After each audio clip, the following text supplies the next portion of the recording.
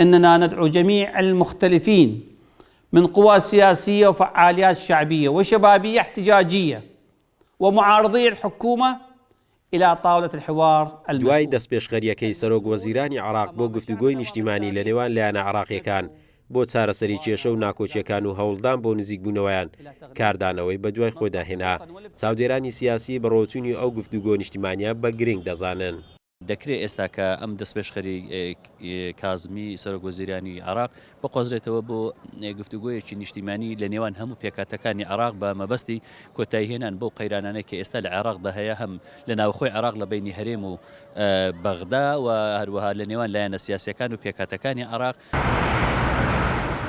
هەرێمی کوردستان هەرزوو ئامادەی و پێشوازی لە دەستپێشخەریەکەی سەرۆک وەزیرانی عێراق کرد بۆ ئەنجامدانی ئەو گفتوگۆ نیشتیمانیە بە بەشداری پێکاتە و لایەنە عێراقیەکان. بەوتەی چاودێرێکی سیاسی پێویستە کۆتایی بەو کێشە و ئاڵۆزیانە بهێنرێتن و هەرێمی کوردستانیش ناکۆچیەکانی لەگەڵ بەغدا چارەسەر بکات.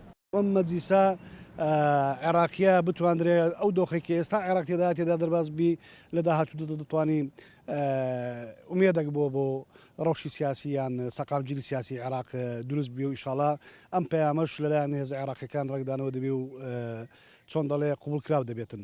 ئەوەی کە لەلایەن هەرێمی کوردستانە لە سەرەتاوە وەڵامی خێرای وەگرت و جێبەجێ بوو.